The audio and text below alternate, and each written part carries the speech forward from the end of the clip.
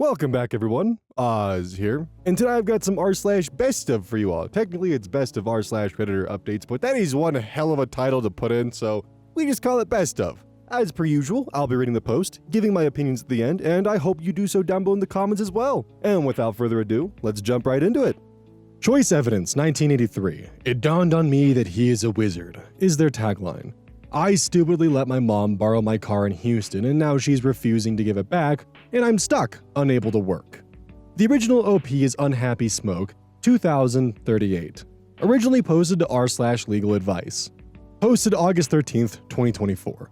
My mom's car was rear-ended, so while she was waiting for her insurance to decide if they were going to cover the repair or not, I decided I'd let her use my car. We spoke on the phone and agreed that I would lend her my 2013 Toyota Corolla LE from the dates July 23rd to August 2nd, which would be a Friday. The reason I agreed was because she told me that on that Friday, she could start working from home and wouldn't need a car as desperately. But I specifically told her, I needed my car back on this specific date because I am in the middle of starting a small auto shop, which is a good 40 miles away from where I live. Stupid of me, I know, but I wanted to be a good son and help out my ma. Plus, at the time, I didn't need a car. The paperwork wouldn't be done until the 5th or 6th of August anyway. The problem is that now it's August 13th, and she still has not yet returned my car to me. I've called, texted, left voicemails, and the whole nine. I even ordered a Lyft to ride to her house in an attempt to get my car, only to find that she'd locked it up in her garage and refused to answer the door when I knocked. I called the police, who showed up, knocked on the door, and told me that because I allowed her to use my car, this was a civil matter, and I'd have to do a 10-day letter of demand before I could report it stolen. The problem is that I'm a 24-year-old who just sunk $7,900 into my garage startup, and I can't afford to sit waiting for 10 days, not in Katy, making money. I had to Google it, Katy's a city. I have two trusted mechanics who left their jobs to come work with me who haven't been paid or given work yet because I can't get to my shop and get the server and shop manager system up and running. I literally only have $200 left, so I can't afford taking Lyft rides, ripping and running around town searching for her. I feel like the biggest fucking idiot for letting myself get put into this situation, and I just don't know what to do. I have my letter of demand drafted, but I'm worried that in the 10-day window she'll damage my car or run it into the ground. I still owe $14,000 on it, and the oil change service interval was coming up at 58,450 miles, which I know she's not going to pay to have done. All that BS talk about blood being thicker than water is exactly that, a load of BS. Relevant comments. Commenter, have you sent a letter of demand? No, I'm afraid that if I do send it, she'll destroy my car. If I don't have a car, I can't get to my shop, and I don't have the money to buy another one, and that Corolla only has 57,000 miles on it last time I looked. OP on their relationship with their mother. I always figured our relationship is good, but she's the kind of person who puts her wants and needs above anybody else. I need my car back so I can go to work and make money? Don't care! I have a doctor's appointment next week and need your car. I knew that's the kind of person she is, yet I still chose to let her borrow my car. I should have known that I wouldn't get my car back on our agreed upon date. Do you have a spare key for it? If so, you can wait until she goes back to work, then just pick it up from her job and, leave. Or if not work, then when she goes to the store or something. You might have to stake out the house all day for her to leave, but it would be worth it to get your car back. Yeah, both a spare key and a low jack tracker, but the issue is money.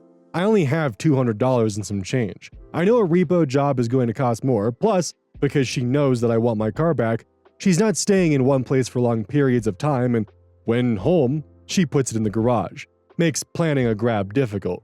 Plus, she'll still have my other key and knows where I live. I wouldn't put it past her to try and come and take my car back somehow, but at least if she does that, I can immediately report it as stolen. Update, August 28th, 2024. I followed your guys' advice to a T, sent the demand letter, and waited. The 10 days ended yesterday, but she still wouldn't return my car. So I went down to the HCPD HQ to report the vehicle as stolen. Was able to get her on the phone with a sergeant who told her that once I decide to press charges, it becomes felony possession of a stolen vehicle / unauthorized use of a vehicle, and if she's caught driving it or caught with it at her house, she'll be arrested and charged, and I would not have a say in the matter. Once I sign that line, whatever happens next, happens. Long story short, that lit a fire under her ass, and she left the car with my spare key in the glove box across the street. Of course, I requested an officer to meet me at the location, just in case she tried to get belligerent or, in fact, had damaged my vehicle, which she hadn't. She's officially had my car since the 23rd of last month, but it's back in my possession now. She's put well over 2,000 miles on it, and the maintenance light is on, but for now, I'm glad to be done with this, and I want to thank you all who either gave me good advice or gave me the metaphorical slap I needed. As for my shop and getting there, one of my mechanics lent me his old beater so I could get to and from. So the shop is up and running and we're already up to our necks in jobs. Got 7 satisfied customers and 5 others waiting on parts. Glad to say that everything worked out once I took a step back and analyzed everything. Relevant comments. You might want to check into getting it rekeyed. She might have made a copy of the key. Commenter 2. I think after hearing felony charges, Mom's not going to want to risk getting arrested for actually stealing it in the future. And it's not just felony charges. The sergeant said that a felony arrest or stop means guns will be drawn and trained on the individual.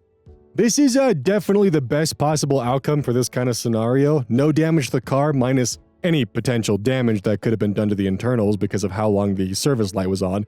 I don't know how she was able to put 2,000 miles on a vehicle in a period of a month, especially on a vehicle that wasn't hers. Also, in my eyes, I feel like the election notice isn't a fully thought out way of handling things because it gives someone 10 days to essentially vandalize your property and, ruin it. Then it would basically come down to a he said, she said of, no, the damage was already like that when I got the car. So, lesson here is, I guess, if you ever lend your vehicle out to a friend, take photos of it.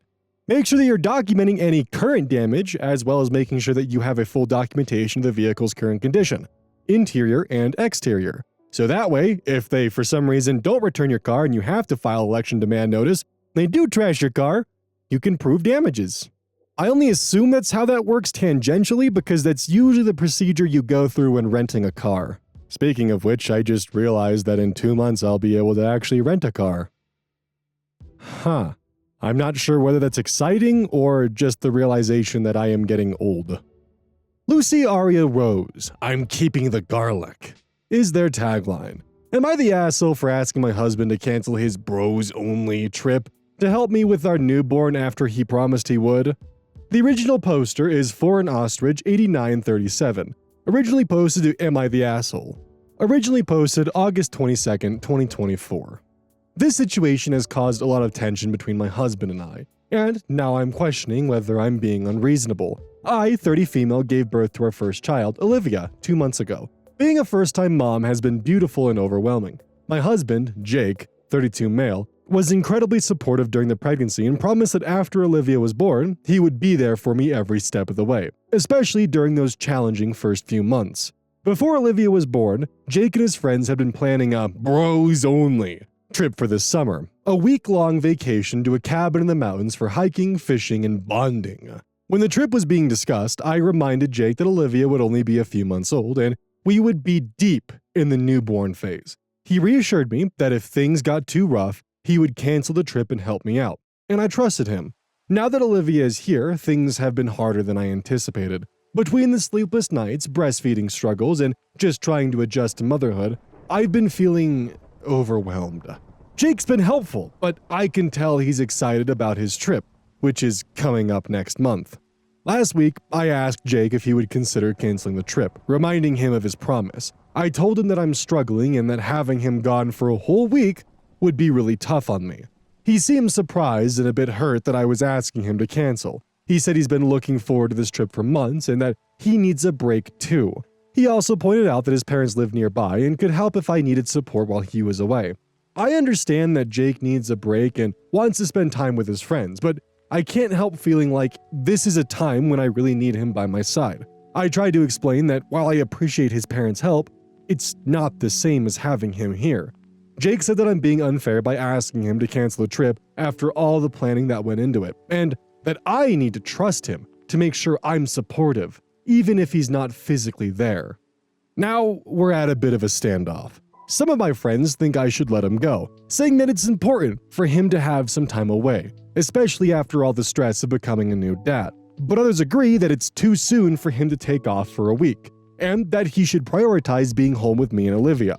So, Am I the asshole for asking my husband to cancel his bros only trip to help me with our newborn after he promised he would?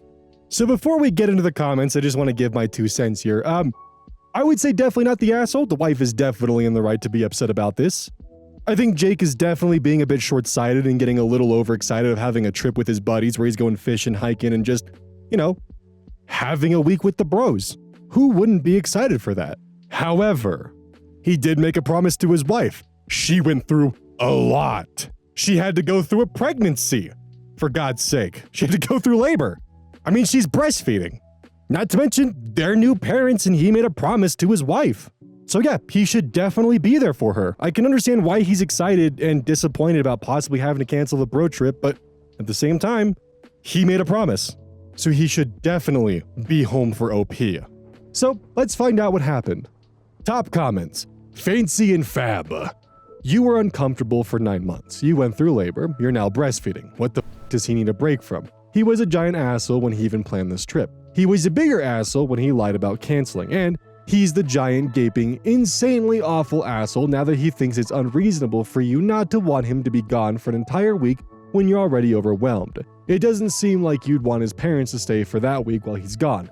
This made me furious. I hope this is his only misstep, though I doubt it. Not the asshole. By the Brook 88, that's a clever name, but the 88 part definitely raises some eyebrows. Anyone with an 88 in their name was either born in 1988, was unfortunately assigned that number, or something far, far worse. If you know, you know. I can't explain it because of demonetization. Anyways, I assume Jake will be looking after Olivia for a week once you've stopped breastfeeding and can go away for a break.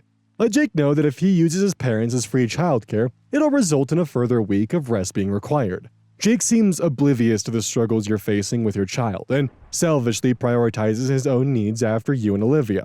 God bless kitties, not the asshole. Part of being a parent is sacrificing your own wants and desires for your child. Part of being a good husband is listening to your wife when she says she needs you. Frankly, he should have considered canceling it when he knew the baby would be here by the time the trip came up.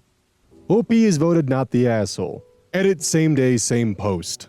Hey everyone, I just wanted to give a quick update after reading through most of the replies. I was honestly overwhelmed by the amount of support and understanding I received. Thank you so much to everyone who took the time to respond. Your kind words and thoughtful advice really helped me feel less alone in this situation. A lot of you suggested that I should also take a week off, letting Jake stay with Olivia to get a break for myself. I really appreciated the sentiment behind the suggestion, but there are a couple of reasons why it's not realistic for me right now. First of all, I'm breastfeeding, so being away from Olivia for that long would be really difficult logistically. But beyond that, and this is something I know I need to work on, I just don't feel comfortable being away from my baby yet. I know it's not healthy to feel like I can't have her out of my sight, but I can't help it.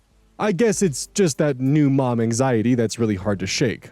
I've been debating whether or not to show Jake this thread. I'm worried that reading it might hurt his feelings, but I'm definitely going to have another conversation with him about everything. I'm willing to compromise and let him go on the trip, but I think a whole week is just too much. I'm leaning towards suggesting that he limit the trip to a maximum of 3 nights, so he can still have some time away with his friends, but not be gone for an entire week. I'll update this again after we've talked. Thanks again for all the support, everyone. It really means a lot to me. Also, I'm new to Reddit. I'm not sure if I should be posting updates or just keep editing the post. Update, same post, August 23rd, 2024, the next day. Update. Hey everyone, I just wanted to share another update after having a very long and emotional talk with Jake. I won't get into every detail of our conversation, but I'll touch on the most important points. After putting Olivia to bed, I went straight to bed myself, feeling utterly exhausted. Jake was already asleep, but for some reason, the weight of everything just hit me all at once, and I started crying uncontrollably. My sobbing woke Jake up, and he immediately asked me what was wrong. I told him that I was just tired. But then I opened up about how anxious I'd been feeling about his trip and being left alone with Olivia. I admitted something I've been reluctant to say out loud, that Jake hasn't been as involved as I thought he would be. This was one of my biggest fears when we found out we were having a baby.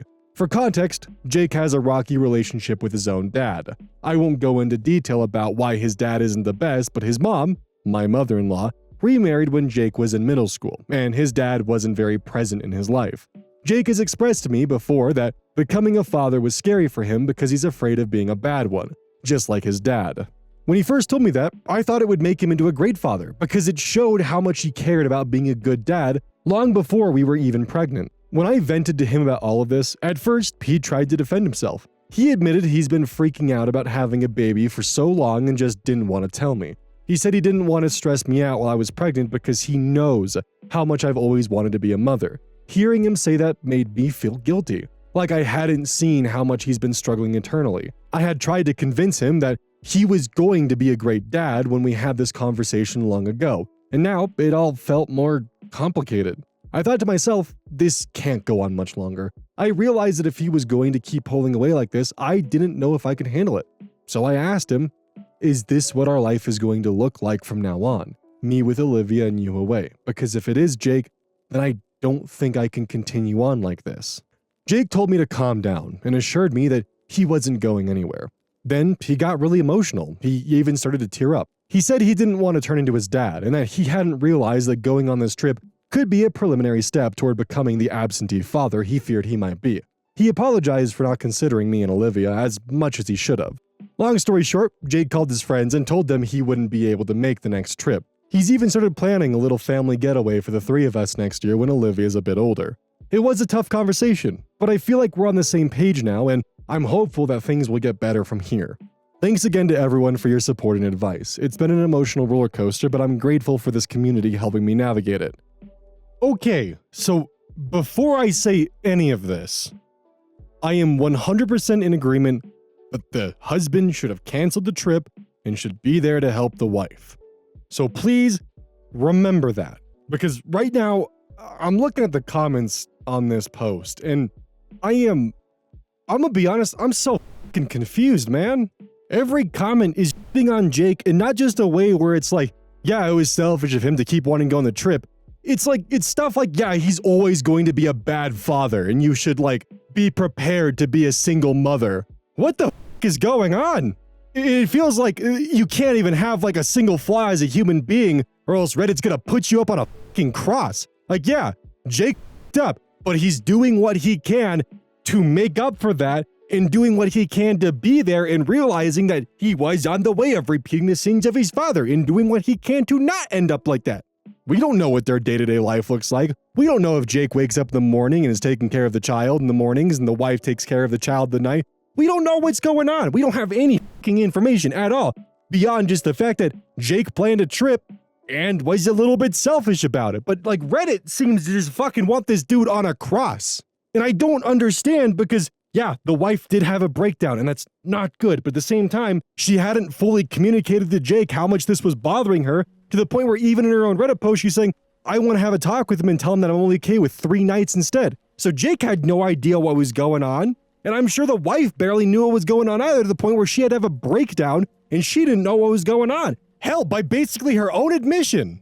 And when the breakdown happened, like a human being, yeah, you're gonna be a bit defensive. But then he came around, he realized he was wrong, and he realized he needs to grow as a person. But that's not enough. I'm so fucking confused. He's growing as a person. He realized he f***ed up, and he admitted to it, and he's trying to be better, but Reddit is it just seems like they're more interested in seeing Jake fail for the validation of being I told you so, he's an asshole. This user, Paulina IML, I don't know how to fully pronounce it, that must have been hard. Heart-tugging talk, but I'm glad they worked it out. I hope the dad pulls his weight consistently from now on. These are the comments I was expecting to see, but below that, hope is good, but I wouldn't bet on it. My nose left-handed. Jake told me to calm down, and that's when I shot him, Your Honor. Just for context, when Jake told her to calm down, it was over the fact that she was talking about the fact that she was prepared to live their life as a single mother, and Jake was like, hey, calm down, I'm not going anywhere. This isn't Jake telling his wife, calm down, you're being emotional. It's, hey, calm down, I'm here for you. I'm not going anywhere. Those two have very different sentiments to them. And below that comment, he ran into my knife. He ran into my knife 10 times. What the f*** is going on? Am I in the Twilight Zone? Are we against people actually growing as humans and realizing they f***ed up and trying to learn from that? Or, am I just somehow oblivious to what Jake did was so inexcusable to the point where it's okay to joke about killing him? Even if it is a Babylon 5 reference. Like, please, keep in mind, I'm 100% on the side of the mother here. I think that she had to go through a lot of pain, and it's f***ed up that Jake wanted to go on the trip. However, what I do not f***ing understand is he backed down. He canceled the trip. He realized his error. But Reddit is like, get the fucking pitchfork out and let's sling this guy up like a hog and bake him alive. Like, what is going on? Like, yeah, Jake probably definitely needs therapy. But at the same time, am I wrong for being happy that Jake saw the error of his ways and is wanting to change? Like, keep in mind, all these comments, the ones that I'm like specifically just confused about, have the full story and context. These aren't ones that are reacting to the initial post like we saw in the initial part of it. These are people who know that Jake apologized, realized he f***ed up, and canceled his trip. But that's not enough. Like, what stresses the hell out of me is I want to be a father one day. And the way that this reads is, if I make one mistake and I f*** something up, all right, humans f*** things up, am I going to be put on the cross too? Like, if I'm not allowed to make a single mistake and then recover from it and do what needs to be done and actually learn from it without, maybe I'm not cut out for it. Okay, I'm gonna be honest, this post really with me. Not the post itself, but the comments.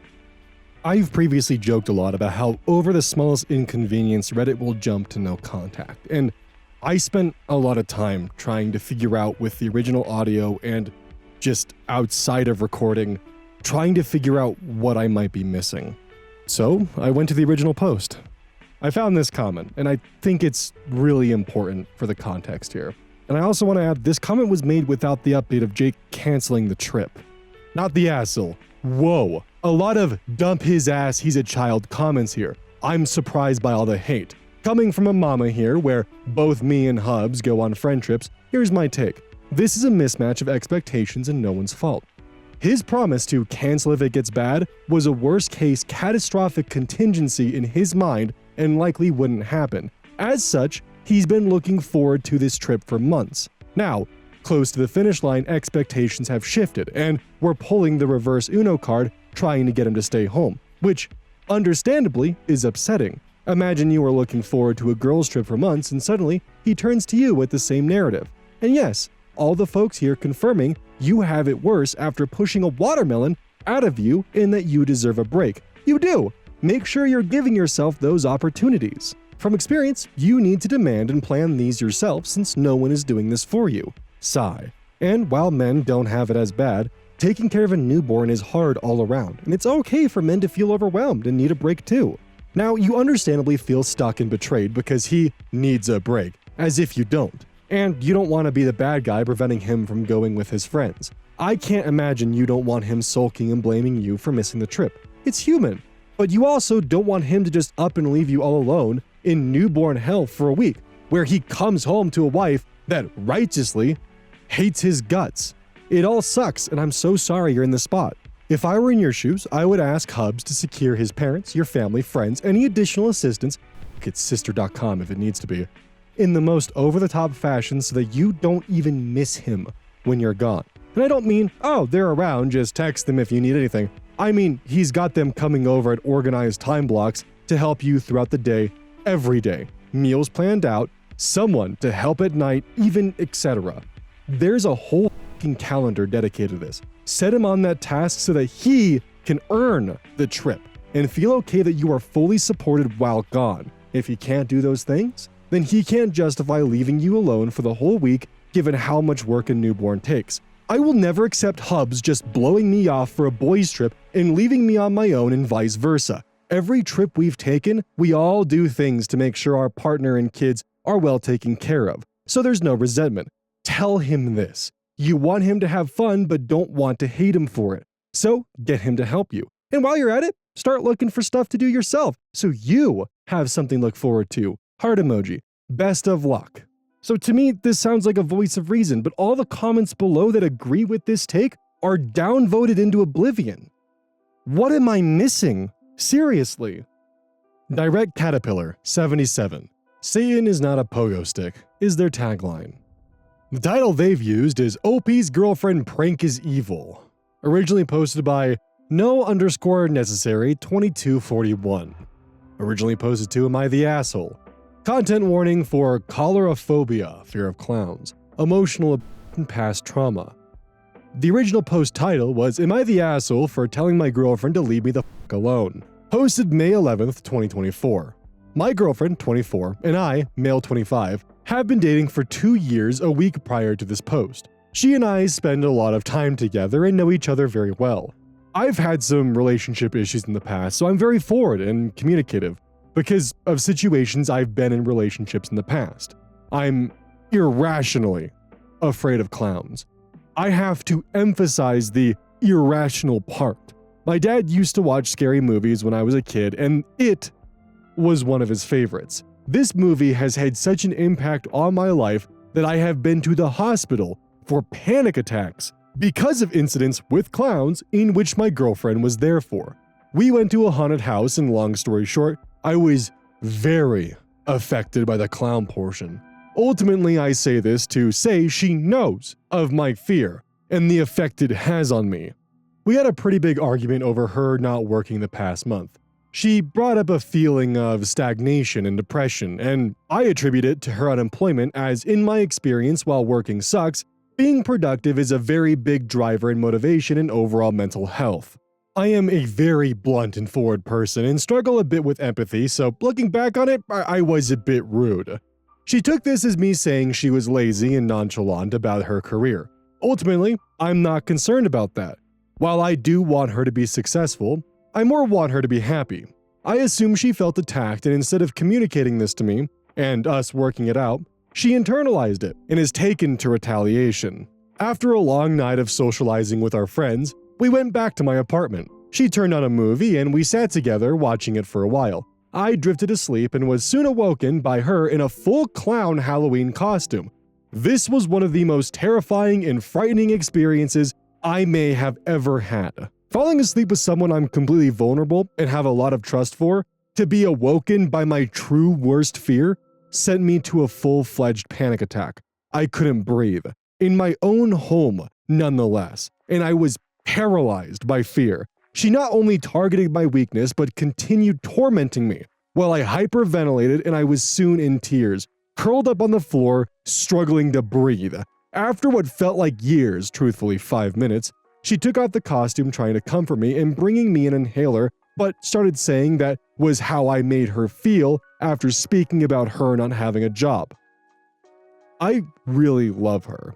We felt like such a perfect match, but to attack me so personally and without communication of the underlying issue prior, I have truly lost all trust for her. I told her to leave me the f*** alone and get out of my house. Obviously, this went over poorly, but I have never felt so betrayed by someone I love before. She hasn't spoken to me for the 2 weeks since despite my efforts, and I'm truly exhausted in trying. Am I the asshole? Do I deserve this or should I move on? Verdict, not the asshole. Top comments. Kami-sang, not the asshole. Time to get rid of the girlfriend and move on. You may have been blunt in how you express yourself, but she was just cruel. Excellent count. 4009. Not the asshole. So your girlfriend isn't a asshole and she knowingly triggered your panic attack. Breakup. She hasn't spoken to me for 2 weeks since, despite my efforts, and I'm truly exhausted in trying. Yeah, stop trying. You're better off without that asshole in your life. Lego Art Nana. Not the asshole. As a woman, mom, and grandma, I'm telling you never to see this person again. To use your greatest fear against you is evil. There's no coming back from that. You deserve so much better. Please do everything you can to heal, treat yourself, care for yourself, because this was awful. Update. May 17th, 2024. 6 days later. Quick update. This was definitely premeditated. I spoke with one of her friends who dates a good buddy of mine, and she spilled a lot of tea on the situation. Of course, underlying issues I contributed to led to this, but it was intended as a prank. I did have the chance to speak with her, but it certainly didn't end the way I envisioned it. She planned this out, bought a cheap costume, and intended to prank me as, and I quote, a lesson. Her lesson brought up a lot of childhood trauma for me, and I don't have much of a support system for those things. I broke up with her once I heard her side, and she was very frustrated. She cursed at me and swore no one would ever love such a person. The irony of the situation only but made me laugh, and I realized maybe she could find a job in her newly found free time. In the past few days, I've decided to seek counseling and therapy for a lot of the trust issues, and ultimately, I hope to work on my fear. Thank you all for your responses. I do find it a little funny that you needed confirmation that it was premeditated because most people don't have a clown costume just lying around. But that's besides the point. Anyone who's willing to weaponize one of your biggest fears to the point where it can hospitalize you as a way to teach you a lesson because you gave someone a harsh reality check, even if it was a little off base and possibly not what she needed to hear in that moment, it's still not acceptable for her to weaponize that against you in a way to teach you a lesson. That's pretty gross. And the worst part is I just know that while you were having that panic attack on the floor, she was probably laughing at you. If it took 5 minutes for her to take the costume off while you were suffering on the floor, that's really f***ed up.